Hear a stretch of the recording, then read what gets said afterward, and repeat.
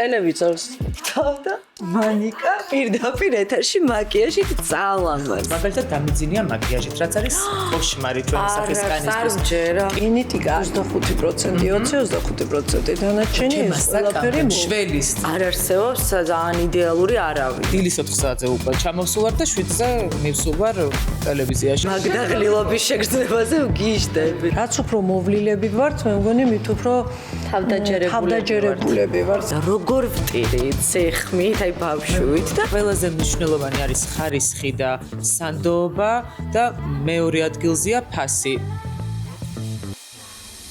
გამარჯობა, თქვენ უყურებთ Beauty Talks, რომელსაც წარმოგიდგენთ ნატალი ჯგუფი, სალომე ღვინიაშვილთან და ნატალია თოლორაიასთან ერთად. დღეს ყავს არაჩვეულებრივი სტუმარი, ჩვენი მეგობარი, ლამაზი, ნიჭიერი, აი არ ვიცი, განსაკუთრებული გოგო, მანიკა ასათიანი და მოგვიყვება თავის მოვლაზე და ალბათ გაგვიმხელს ბევრ საინტერესო ამბავს და საიდუმლოსაც თუ გაქვს რამე არ ვიცი, მაგრამ საუბარში გაგვიმხელა შენი საიდუმლო და მე დავსვი ეკითხვა. მოგესალმები. მოგესალმებით. კეთილი იყოს ჩემი ფეხი.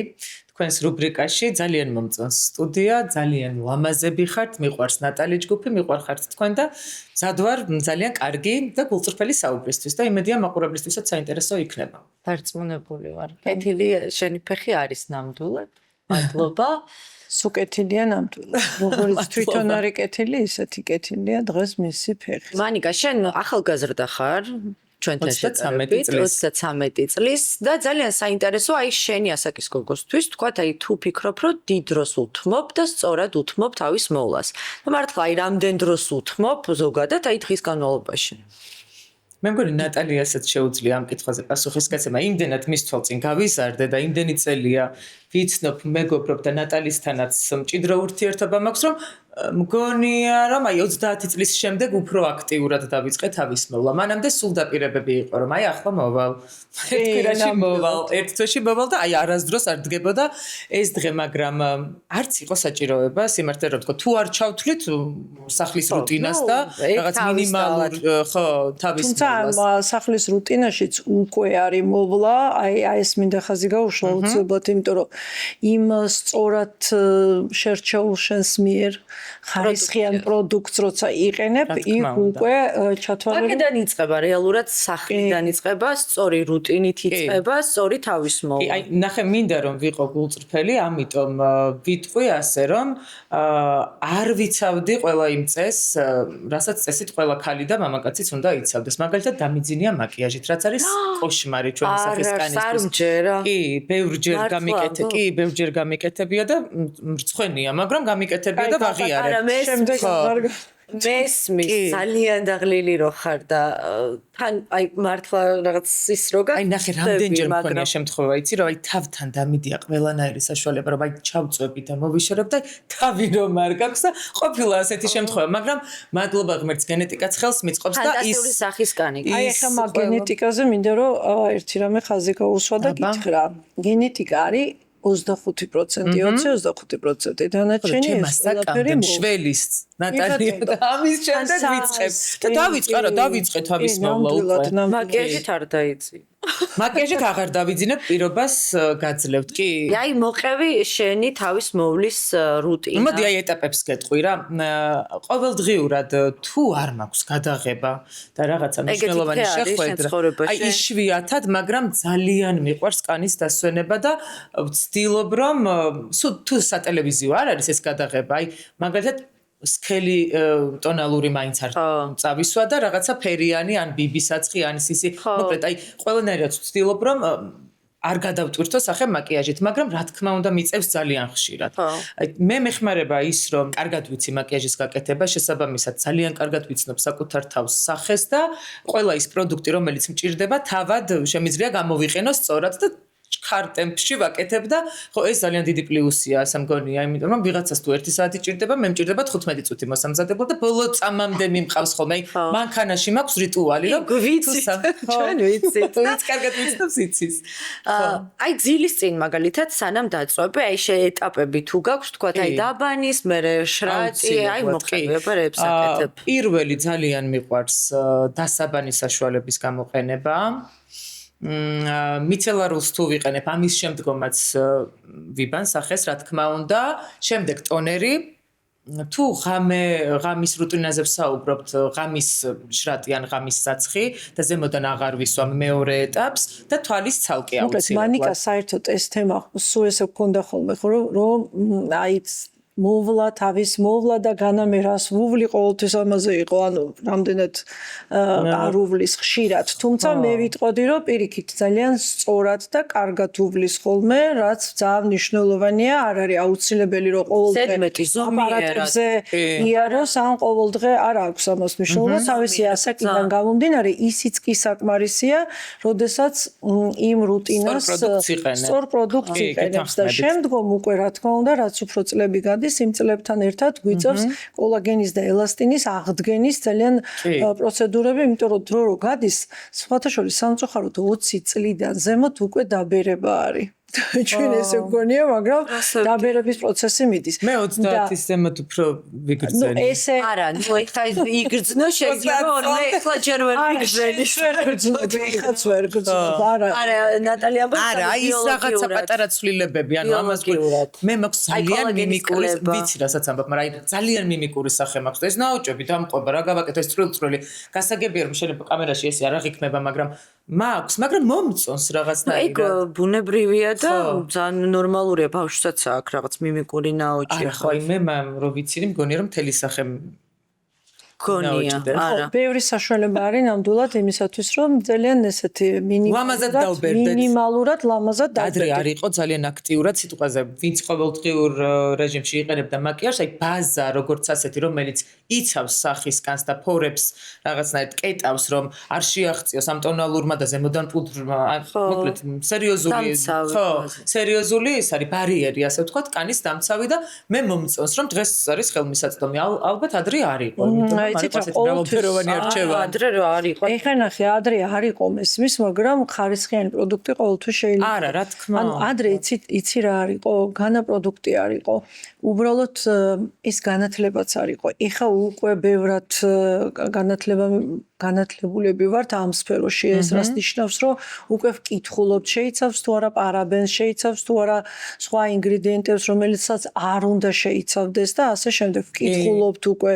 ეს ყველაფერი არის ზუსტად იგივენაირად, როგორც ჩვენ საკვებს ვღებულობთ, ასეთი მოკლედ კარგ საუკუნეში მოგვიწია ცხოვრება და მიხარია რომ ხელმისაწვდომია ჩვენთვის ინფორმაციაც და პროდუქტიც რაც გვჭირდება. ეხლა ყველაზე მთავარი, მოდით ამ მოვლაზე გასაგებია, მაგრამ აბა როგორ ახერხებ ესეთი λამაზი, ესეთი საქმიანი, რომელიც აი ეხლა შემოირბინეთ 15 წუთით პატივი დაგვდე.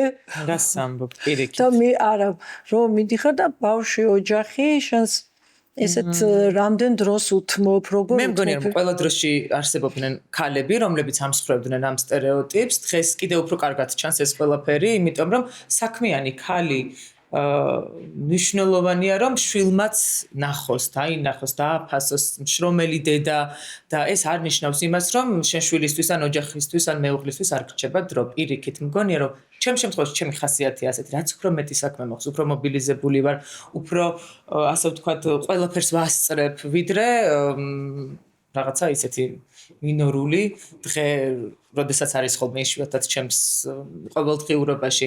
ანუ მომწონს ბევრი საქმე, ასევე მომწონს ოჯახი და მათთან გატარებული დრო და ანუ დროის ფასი და დროის მართვა დღევანდელ დღეს არის ალბათ ყველაზე მნიშვნელოვანი ცოდნა, რაც შეიძლება კონდეს თანამედროვე ადამიანს, რომ სწორად და ხარისხიანად გადაანაწილოს ეს დრო. მაგრამ მარტივიც არ არის.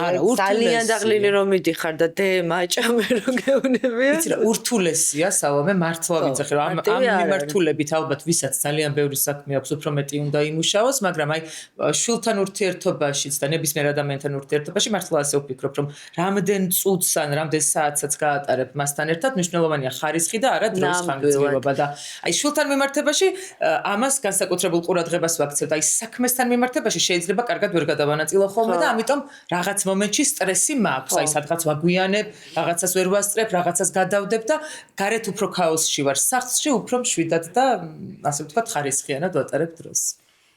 იცი რა მითხარი, რადგან beauty talks არის, მაინტერესებს, აი წარმოვიდგინე ხო, უცებ აი სახში შენ რო ხარ რაღაც და აქტიური საჭმელს. როგორ წარმოვიდგინე? აი როგორ არ ვიცი. აი მაინტერესებს იპრანჭები თუ არა სახლში. არასდროს. არა? არა. აი როგორი ხარ სახლში? სახლში ვარ ხალათით და ჩუსტებით.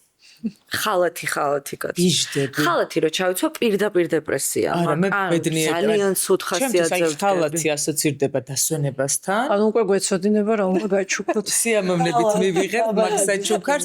ანუ ჩემთვის აი კომფორტულად სახლში ყოფნა ასოცირდება ზუსტად ასეთ რომელ სამოსთან. აპარატებს მიანიჭებ თუ არა მიანიჭებდი უპირატესობას სხეულის თუ სახის ორივე შემთხვევაში. შემთხვევაში. მე მოდი მე რაც გამოცდილი მაქვს ამაზე ვისაუბრებ, მე ნატალის ასე ვთქვათ ამ მიმართულებას აპარატულს ძალიან კარგად ვიცნობ, იმიტომ რომ წლების განმავლობაში თუ არ ვიკეთებდი, ვეცნობოდი მაინც და ხშირად კომუნიკაციას ვაწარმოებდი მომხმარებელთან და მაგალითად ჩემ თავზე მაქვს გამოცდილი, რამდენად კარგია Ondas აპარატი. სხეულის შემთხვევაშიც, როდესაც ეს ეხება სხეულის კორექცია იქნება თუ წონის კლება თუ რაღაც კონკრეტულ პრობლემასთან, ამ შემთხვევაში ცელულიტთან ბრძოლა და კოლაგენის გაუმჯობესება და აჭიმა, მოკლედ ყველაფერი ვიცი, დისერტაციას დავიცავ ამ ყველაფერზე და აპარატიც კი, სხეულს რაც შეეხება და შემდგომ უკვე შედარებით ახალი აპარატი, რომელიც არის შვარცი, არის იდეალური, მე ვიტყოდი რომ ძალიან აქტიური და საქმიანი ადამიანებისთვის, ვისაც მარტივად უნდა ასე ვთქვათ შედეგის მიღება, მე ეხლა ვერ ვიტყვი რომ ვარჯიში უნდა ჩაანაცვლოთ ამ აპარატით, მაგრამ ვარჯიშთან ერთად გეხმარებათ შედეგის მალე მიღწევაში, ეს არის აპარატი, რომელიც კუნთის სტიმულაციის ხარჯზე მარტივად გაღებინებთ თქვენთვის სასურველ შედეგს სხვადასხვა ზონაზე. ძირითადად პრესის ზონა არის ხოლმე სასურველი და ასევე საჯდომის კუნთების, რაც ხო ყველას უნდა რომ კონდეს ლამაზი. ეხლა ძალიან პოპულარულია სახის Ondas აპარატი. ხო, აი სხვათა შორის სახის Ondas შემთხვევაში არ მაქვს გამოცდილება, მაგრამ იმდენად ერთი პროდუქტია და ერთი აპარატი, რომ როგორც სხეულზეა ეფექტური, დარწმუნებული ვარ, სახეზეც ანალოგიური ეფექტი ვისაც თქვათ ეს ოვალი უნდა ღაბაბი ეგრეთ წოდებული. ხო, სხვათა შორის გავრცელებული პრობლემა. სახის თქვათ ოდნავ ზედმეტი ცხიმი არა რომ ფრიმალების გამოკვეთა ეს ოვალი ასევე მეორე პროგრამა აქვს რომელზეც ვგიჟდები ისე მომწონს რომელიც კარგად ასტიმულირებს კანს და ლიფტინგს გიკეთებს მოკლედ ჩემი ბოლო პერიოდის ამოჩემება არის ეს აპარატი აუცილებლად მივმართავ მეც როცა პროფესიონალი, ასე ვთქვათ, კოსმეტოლოგები მირჩევენ. მე ვენდობი მათ, შესაბამისად, რაც უფრო გვიან დავიწყებთ რაღაც გარკვეულ ჩარევებს, მგონია რომ კანისთვისაც კარგია, მანამდე უნდა ვამზადოთ, არა? რაც უფრო ადრე დაიწყებ, უფრო აპარატულ ჩარევას, კოლაგენს და იმას. იმიტომ რომ ეხლა ინდივიდუალური 20 წლიდან უკვე ნელ-ნელა კოლაგენი. ეხლა შენ ხო თქვი რომ უკვე მიმართული გაქვს აპარატებზე, რომელიც ცელულიტზე და ეს ხო ეს შეიძლება 20 წელით არა, სხეულს რაც ეხება კი. მაგრამ კოლაგენს და რაღაც კოლაგენზე რაც მუშაობს, ეგ ჯობია ადრე. მართლა ხო? რაც უფრო ადრე სწორად დავიწყებთ, ზუსტად ეს არის აპარატების სწორი აპარატების შერჩევისას. ეს ხო რაღაც არჩევანზე. აი, რაღაცა მე ჩემი სახის შემთხვევაში ყოველთვის ვენდობი, ნამდვილად ვენდობი, ხა მართლა სიამოვნებით რომ მივიდე გავიკეთებ, ზუსტად ვიცი კმაყოფილი დავჭები, მაგრამ აი სახესთან მიმართებაში სულ ვარ ფრთხილი. აი მინდა რომ მაქსიმალურად ნაკლები შენ მართალი ძალიან სწორად უნდა ამ ყველაფერს გაკეთება, დაგეგმა, ასაკს, შერჩევა პრეპარატს, აპარატს, ყველაფერს. და შემდგომ მოვლა ალბათ, რაც მნიშვნელოვანია საუკეთესო შედეგის მიღებისთვის. ხო, აპარატებს ეხა დღევანდელ უკვე 21 საუკუნეში საბედნიეროდ გვაქვს ამის ფუფუნება, რომ იმდენად უმტკივნეულო თუ ყოველგვარი დაზიანების გარეშე მოხდეს აი ამ პროცესების აღდგენა კოლაგენის ელასტინის, რაც ყველას, ეგ არის ერთ-ერთი მნიშვნელოვანი ამ ნაოჭებისთვის და ჩვენი ახალგაზრდობის შესანარჩუნებლად დღესდღეობის ეს უკვე ძალიან ისეთი გვაქვს ამის ფუფუნება საქართველოში მით უმეტეს იმისა რომ გვაქვს იმის ფუფუნება რომ ფასიც იყოს იდეალური, რომ შესაბამისად შესაძლებელი იყოს ამ ყველაფრის გამოყენება. ხელმისაწვდომი, კი, ხელმისაწვდომი იყოს. დიახ, როგორც სხეულსუვლით, ესეა სახის მოვლაც და რაც უფრო მოვლილები ვართ, მე მგონი მით უფრო თავდაჯერებულები ვართ. საკუთარი თავდაჯერებულები ვართ, მე საქმეშიც უფრო მაგრები ვართ ოჯახშიც და ყველგან. მე მგონია რომ კი ყოველთვის ეს რაღაცა შინაგანი აისახება.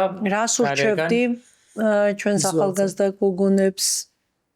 აი ზუსტად ამას რომ საკუთარი თავის რწმენა გქონდეს, სწორად გავაგრძელებ ამ ხაზს, როცა თავის რწმენა გაქვს, ყველაფერი შეგიძლია. ხო, მაგრამ როგორ უნდა მოიპოვო ის რწმენა, ეგ არ რთული. აბა გითხარი, შენი რჩევა. არ ვიცი, მე თვითონ ჩემ თავთან ეს კონფლიქტი არ მქონია არასდროს, სიმართლე რო ვთქვა. აი არასდროს არ მქონია, რომ რაღაცა განსაკუთრებულად არ მომწონს ან რამით უკმაყოფილო ვარ. ეს იმას არ ნიშნავს, რომ ჩემი თავი მგონია სრულყოფილი, არა, ყოველთვის ვზრუნავს საკუთარი თავის განვითარებაზე, ვიზუალზეც, შინაარსზეც, ყველანაირ მიმართულებით, პროფესიული, რა თქმა უნდა, პირველ ადგილზე მაქვს დაყენებული, მაგრამ აი ის რომ აი რაღაცა თვითგვემა და ეს არ შემიძლია, ამას ვერ ვაკეთებ, არასდროს არ მქონია და ალბათ ეს განწყობა ძალიან მნიშვნელოვანია, რომ ყველა ადამიანს ჰქონდეს, მით უმეტეს გარდატეხის ასაკში, იმიტომ რომ ჩემ გარშემოც არის ძალიან ბევრი პრობლემური ახალგაზრდა, ზუსტად ამ გარდატეხის ასაკში, როცა ცვლილებები ხდება ორგანიზმში და ეს აისახება ხოლმე ხასიათზეც და მე თვითშეფასებაზე ძალიან ურტყამს და ამ თემაზე ბევრი გვისაუბრია ფსიქოლოგებთან ერთად და მგონია რომ ამას აკიდანვე მშობლის ასე ვთქვათ ჩართულობა არის ძალიან მნიშვნელოვანი, თუნდაც იმ მიმართულებით რომ მოაწონონ თავი შვილებს, ანუ საკუთარი თავი, ანუ ამას გულისხმობ. აი, ჩემ დიშვილსაც კი ქონდა პრობლემა, რაღაცა ეს არ მომწონს ჩემ თავში. მე მგონია ამ ახალ თაობას ულამაზესი ხარ. და ეს იცი რის ბრალია ჩემი აზრით, არ ვიცი, ამ სოციალური ქსელების, რომ აი ყველას გონია რომ ფილტრი და აი ხვდები გონია რომ ყველა იდეალურია, მაგრამ რეალურად ყველა რეალურია, ყველას აქვს რაღაც ნაკლი და არ არსებობს ძალიან იდეალური არავინ და ამ ფილტრზე დამოკიდებულება ახალგაზრდებში კი არა, ზრდასრულ ადამიანებში იმდენად დიდია, რომ მგონია რომ დიდ ასაკშიც გაუჩინა ხალხს კომპლექსი. რა თქმა უნდა, როცა უყურებ თავს რომ რაღაცა არ ვიცი, ჰოლივუდის ვარსკვლავი ხარ გადმოსული ყდიდან სარკეში აღარ მოგეწონება შენ თავი, ამიტომ მივიღოთ საკუთარი თავი ისეთი ზუსტად როგორიც ვართ და მაქსიმალურად შევუწყოთ აი ამ ყველაფრით, ხელი რაზეც ჩვენ ახლა ვისაუბრეთ, თავის მოვლით, რაღაცა კონკრეტული პროცედურებით, მინიმალური ჩარევებით, ან მაქსიმალურით, რა ვიცი, ვისაც რისი სურვილი აქვს, რომ მოგვეწონოს თავი და შემდეგ აღარც ფილტრი დაგჭირდება და აღარც რაღაც. აი, რომელი წლიდან დაიწყე მუშაობა? სამსახურს გულისხმობ? 13 წლიდან დავიწყე სამოდელო ბიზნესში მუშაობა და 15 წლიდან ტელევიზიაში, 33 წლის ვარ შესაბამისად 20 წლის წინ დავიწყე აქტიურად. რატო გისმევ ამ კითხვას, იმიტომ რომ ეხა ალბათ რო გიყურებენ, ყველა ფიქრობს რომ რა ლამაზია მანიკა, ნუ რა უჭერს მანიკას, ხოიცით და ყველაფერი რა თქმა უნდა მისთვის ის და მე ზუსტად ვიცი, რამდენი შრომა გაქვს და ჩადებული ამ შენი კარიერისთვის ყოველდღიური ნამდვილად რაც 15-10 წელია მინიმუმ. მეტი კი ნამდვილად. რაც გიცნობ იმის შემდეგ, აი ყოველდღიურ შრომაში ხარ, რომელიც აი ისიც ეს შრომა არის ერთ-ერთი მნიშვნელოვანი, რომ უკვე შინაგანათაც იყო წარმატებული და შენი თავიც მოგწონდეს და შენი თავის პატივისცემა გქონდეს. ეს არის ძალიან მნიშვნელოვანი. გონია რომ საკუთარ თავს თუ არ სცემ პატივს, ვერც სხვას მოთხოვ. რა თქმა უნდა, ამიტომ ზუსტად შენგან გამომდინარე უნდა განაწყო მეორე ადამიანი, რომ ვალდებული არავინ არ არის, მაგრამ ელემენტარულად ხო მინიმალური პატივისცემა გამოიჩინოს. რაც შეეხება შრომას, ხო აი ძალიან ბევრჯერ ზუსტად საკუთარი ჯანმრთელობის ხარჯზე, ასე ვთქვათ, შეიძლება თამამად ითქვას, მომიწია ხო მუშაობა, იმიტომ რომ აი ისეთი რეჟიმი მაქვს, აი ვიღაცისთვის მარტივია, სწორად გავუსვი ხაზი ნატალი. ვიღაცისთვის მარტივია რაღაცა ეკრანზე ხედავს, სულ მოვლენია, მაკიაჟი დავაცმილი და იმის უკან რეალურად ხელა შრომა, ხშირ შემთხვევაში რომ რაღაც თუნდაც ელემენტარული 15 წამიანი ვიდეოს გადაღებისთვის შეიძლება დაგეხარჯოს 9 დღე და შეიძლება ამისთვის ბევრი რაღაცა მოიკელი გადადე და შეიძლება 1 დღეც. კი, ანუ მინიმუმ თქვი მართლა გულწრფელად და ამას ემატება ახლა მარტო სოციალური ქსელი ხო არ არის, ჩემი მთავარი პროფესია არის ჟურნალისტიკა პლუს რაღაცა ივენთების წაყვანა, როგორც წამყვანი, მოკლედ აქტიურად ვმუშაობ, ანუ ბექში კიდევ ბევრი რამეა, რაც არ ჩანს არც ეკრანზე და არც სოციალურ ქსელში, იმიტომ რომ არ მიყვარს აი ყველაფრის რაღაც აფიშირება მართლა არ მიყვარს. ვერც მოახერხებ რომ ყველაფერი საჯარო გახადო, იმიტომ რომ ვერ მოასწრებ. ანუ დროც არ აქვს დეპრესიის. ანუ ეს დროც მაგრამ აი მქონია შემთხვევა რომ ქალაქგარეთ მიმყავს რაღაც ღონისძიება და აი ღამის 4 საათზე აქ ვესწრება ჩემი მეგობარი და მე მოწმება ღამის 4 საათზე დილის 4 საათზე უკვე ჩამოვსულვარ და 7-ზე მივსულვარ ტელევიზიაში რომ წამეყვანა დილის შოუ. ანუ აი ამის ხარჯზეც მიწევს რომ პროფესიულად განვითარდე, მაგრამ რა თქმა უნდა ესეც ჩემი არჩევანია ამას, იმიტომ არ ვამბობ რომ წუწუნებ, ძალიან მადლობელი ვარ რომ ამის შესაძლებლობა მაქვს და ამდენ შესაძლებლობას მაძლევს ღმერთი და ყველა ადამიანი გარშემო და მეც ხელს უწყობ რომ მივიღო და სწორად გამოვიყენო და ხო მგონია რომ სანამ ახალგაზრდა ხარ და მარტო ახალგაზრდობაშიც არა რა სანამ შეგიძლია ყველა შანსი უნდა გამოიყენო რაც გინდა ყოველთვის შეგიძლია ყოველთვის შეგვიძლია ძალიან ბევრი არის ახალბატონი რომელსაც 70 წლის ასაკშიც კი დაუწყიათ საკუთარი ბიზნესი და მიუღწევია და ახალი პროფესია კი და შეიძლება პროფესიაც შეიცვალოს მიერ ასაკში რა ძალიან ბევრი ყავს სტუდენტი რომ ეხლა შენ რასაც ამბობდი აი 4-ზე ჩამოვედი დილის 7-ზე გიждები მაგ შეგრძნებაზე აი მაგდაღლილობის შეგრძნებაზე გიждები გახსოვს ერთხელ ერთად ვერთობოდით და მე ტელევიზორზე ჩარცე და ჩაწერა რო გეგონა მოკლედ კუსტვაზე იყო ივენთი ძალიან კარგი დიჯეი იყო ჩამოსული მივდივარ მხდება მანიკა ვერთობით დილამდე ოღონდ ეს დიჯეი დადგა დილის 3 თუ 4 საათზე მისა რა ქვია სეტზე და ხო და ამიტომ დილამდე ვიყავით. წამოვედი სახლში, მოვდივარ რომ დავწვე, დავიძინო ტელევიზორს ვთავდა მანიკა პირდაპირ ეთერში მაკიაჟით წალამასი. და მწეს მანიკა მითხარი რომ ჩანაწერია ეს გადაწყვეტა მაგრამ მეც მიქნია მსგავსი რაღაცები ბევრჯერ და გიждები მაგდაღლილობის შეგრძნებაზე. რატომ მინდოდა ისიც და ეხა ვერ მოვიყენი მახსოვს რაღაც ახალი წლის პერიოდია და ნუ აი ხეც მაგ პერიოდში ასმაგად კიდე უფრო მეტი საქმე გაქვს და მოვდივარ მანქანით და ხვდები რომ მეტირება დაღლილობისგან და გავაჩერე მანქანა და როგორ ვტირი ცეხმით აი ბავშვით და მივჭერ ჩემ თავზე გავბრაზდი რომ რა მატირებს ხო ანუ რა ვიცი პირიქით ბედნიერი ვარ იმას ვაკეთებ რაც მომწონს და რაც ძალიან დიდ სიამოვნებას მანიჭებს მაგრამ თან აი მეცინებოდა ჩემთვის ისეთი სასიამოვნო ტირილი იყო დაღლილობისგან მეც მგონია ასეთ სხვათა შორის ახალ წელს ძალიან იშვიათად ვარ სახლში. ახალი წელი არის ჩემთვის ძალიან აქტიური სამუშაო პროცესი და რაღაცნაირად მიჩვეული ვარ და პროტესტი არ მაქვს, მაგრამ აი ზოგჯერ ხო არის რომ შემოგაწובה და მახსოვს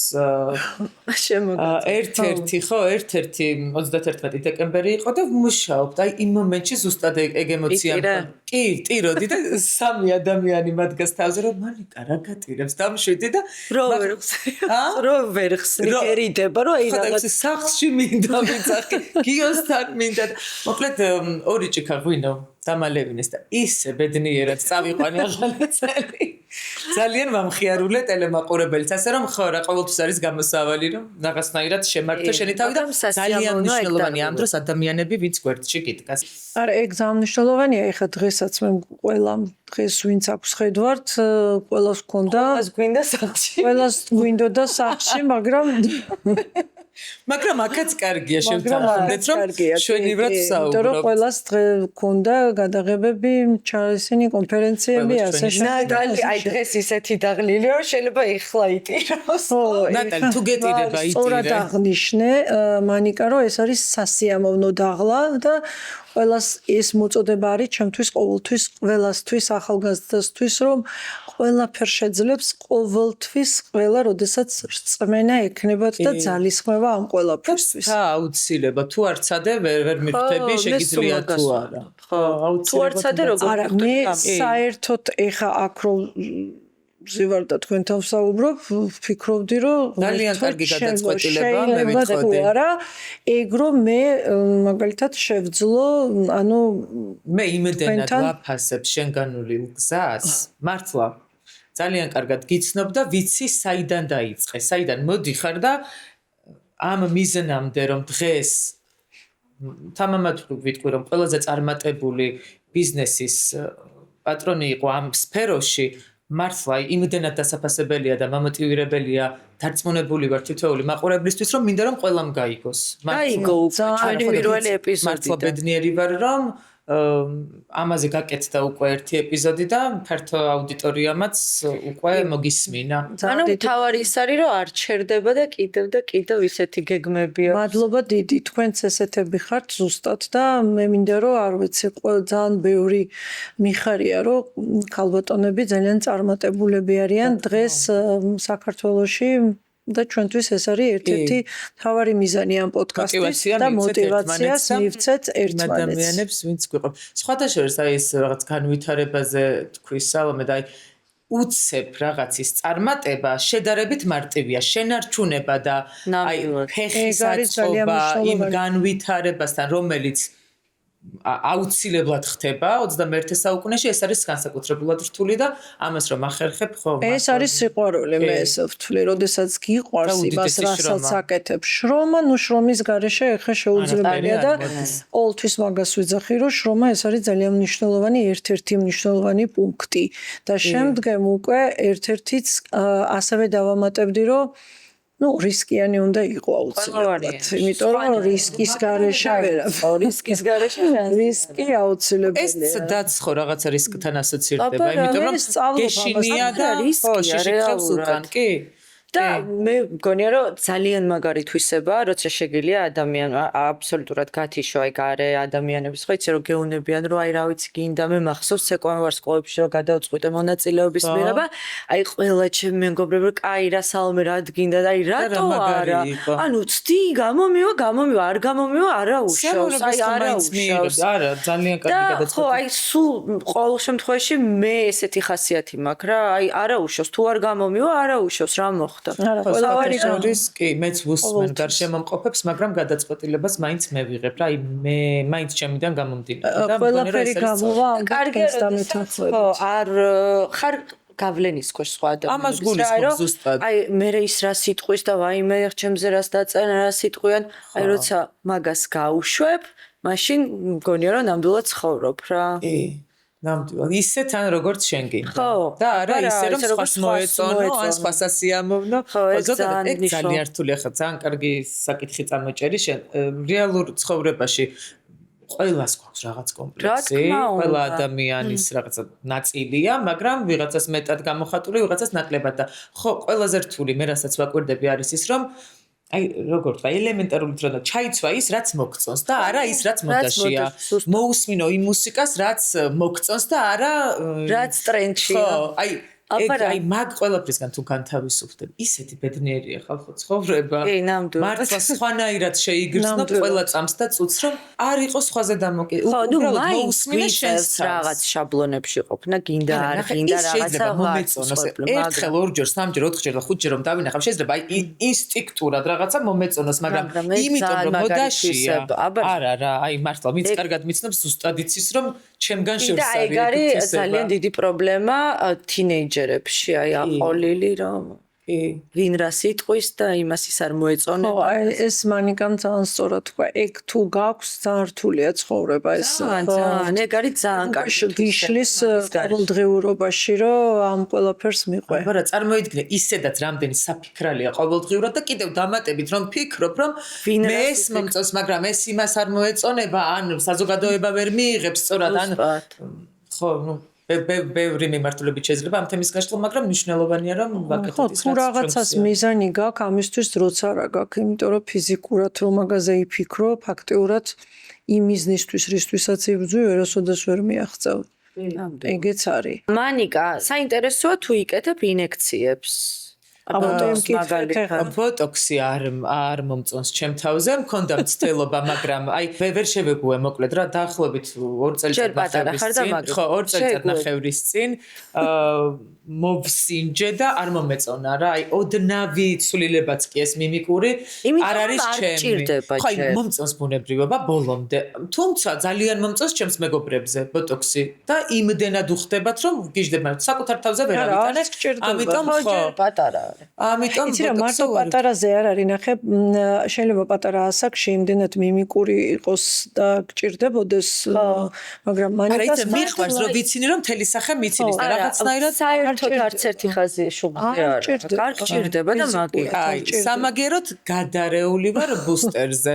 პირველად გავიკეთე 4 თვის წინ, ხო, რეალურად ინექციები დავიწყე წელს, მოდი ასე ვთქვათ და ჯერ პროცესში ვარ. ბუსტერი არის სახის დატენიანება, თუ მაყურებელმა არ იცის, რომელიც კოლაგენზეც მუშაობს, ხო, ლიფტინგზეც მუშაობს, სპრულნაუჩზეც მუშაობს და ხო, აი, რაღაცა დატენიანებული, გამოძინებული ელფერი დაყვება სახეზე და ნამდვილად კარგი შედეგი მაქვს და გულწრფელად ძალიან მომეწონა და ვფიქრობ რომ სისტემატიური სახე მივცე.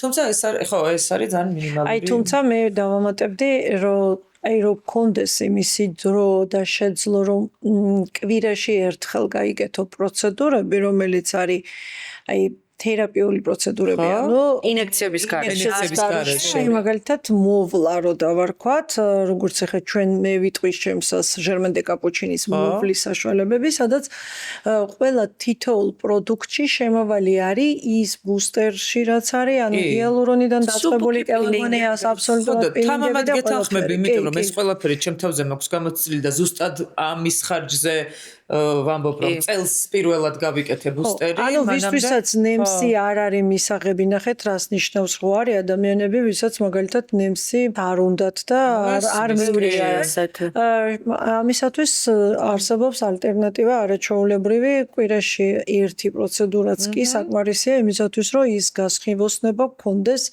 არაჩვეულებრივად. ანუ პროცედურებზე როცა ვსაუბრობ, დღეს ეს ჩემი ისეთი საყვარელი თემა არის ხოლმე, შეიძლება ძალიან დიდხანს ვისაუბრო, იმიტომ რომ მე თვითონ 20 წლიდან ასაკიდან ყველაფერში ჩართული რო ვარ, იქიდან გამომდინარე ვიცი ეს ყველაფერი, გამოცდილებიდან გამომდინარე და რამდენად მნიშვნელოვანია ეს საკითხები, ნუ მოვლასთან დაკავშირებული რა.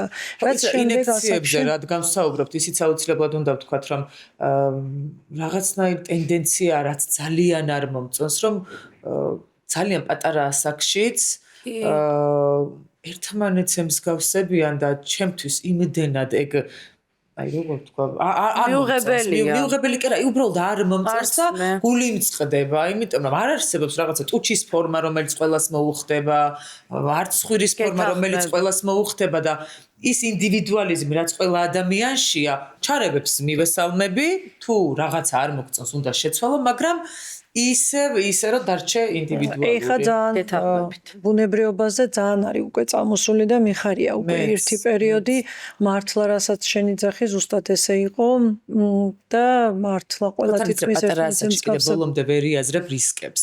და ამიტომ ძალიან ბევრი შემთხვევა ვიცით თუნდაც ამ რაღაც კოსმეტიკური ინექციებით ან მე ხას გავუსმევდი რომ ინექციების დროს აუცილებლად მხოლოდ პროფესიონალს უნდა ენტონ. აი ამაზე გავუსმევ, იმიტომ რომ ეხა შეიძლება რომ იქ რაღაც პროცედურა ვთქვათ მოვლის საშუალებაში ისეთი რაღაც ტრამვა არ მიიღო, მაგრამ ინექციების არასწორი გამოყენება ეს არის აი ყოვლად ჩემ გარშემო სხვათა შორის ერთ-ერთ ჩემს ნაცნობს ჰქონდა მსგავსი პრობლემა, მე თქვენთან იმკურნალა, კარგად მახსოვს რომ არასწორ ზონაში გაუკეთეს ან წარმოიდგინეთ სახე რა მნიშვნელოვანია ყველა ადამიანისთვის და მნიშვნელოვანი პროცედურა გაუკეთეს არასწორ შრეში და ბურთები მახსოვს მხოლოდ დერმატოლოგმა ჩემი აზრი არის ესეთი რომ მხოლოდ და მხოლოდ უნდა აკეთოს ექიმმა დერმატოლოგმა და არა მხოლოდ ექიმმა, იმიტომ რომ ყველა კუნთი აბსოლუტურად ყველა იმდენად მნიშვნელოვანია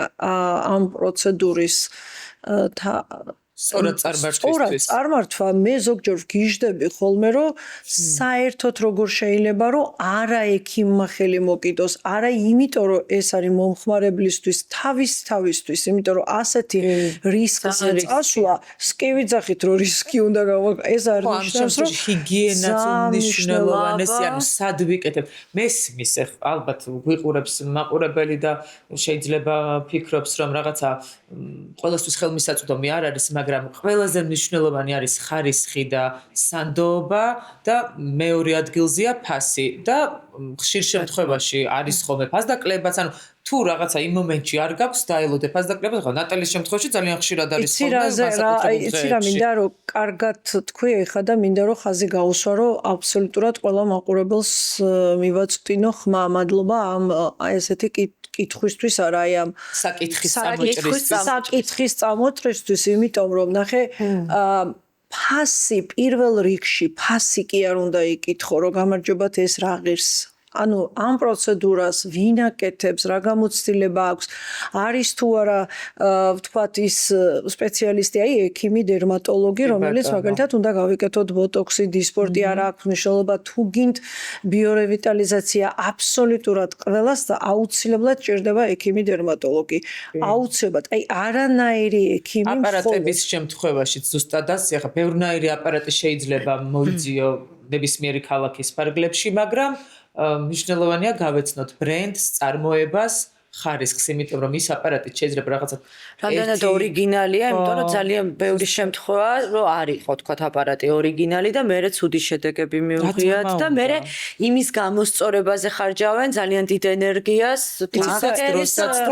ეს არ არის მათი პრობლემა, ეს ზუსტად არის ჩვენი პრობლემა, ანუ ჩვენი მხარე, ვინც ამითი არის დაკავებული, ანუ უნდა მაქსიმალურად მივაწვდინოთ ხმა და ავუხსნათ თუ რას ნიშნავს ესა თუ ის პროცედურა და რას უნდა მიაქციონ. აი თუ გინდა აპარატებზე რომ ვსაუბრობთ, ხო? აი ლაზერული ეპილაცია, ხო იცი, აი როგორ არის? ეს არ არის ეპილაცია ლაზერული, ეს არის თმის მკურნალობა, თმის მოცილების მკურნალობა. აქაც ექიმი უნდა იყოს ჩართული და არა უბრალოდ ჩვეულებრივად კოსმეტოლოგი, რომელსაც ძალიან ბევრჯერ მინახავს სოციალურ ქსელში ხშირად აზიარებენ ხოლმე გოგოები, თავიანთ გამოცდილებას რაღაც დამწვარი სხეული ამ აპარატებისგან, რომელიც არ არის ორიგინალი, არ არის ისეთი ხარისხის, რომ მარტო არა, ნახე მანიკა, იმაზე მე ესე გიპასუხებ, მარტო ორიგინალი და არა ორიგინალზე საერთოდ არ არის აქ საუბარი. ნახეთ, არა, სხივი არსებობს ძალიან ბევრი. ალექსანდრიტის სხივი, დიოდის სხივი, ნეოდიუმის სხივი, ფოტოსხივი, ყველა ტიპის კანს და თმას მისი მკურნალობისთვის ჭირდება თავისი შერჩეული სხივი. აპარატი შეიძლება იყოს, მაგრამ სხივი შერჩეული. აი მაგალითად ალექსანდრიტის სხივი, რომელიც 755 ნანომეტრია, იქ დიოდი 1036, ნუ ნეოდიუმი 1000 რაღაცა 99, ეხა ციფრებში არ შემეშალოს, მაგრამ ანუ ესეთი, რომელიც სხივი, ყველა სხივს აქვს თავისი სამკურნალო ეფექტი.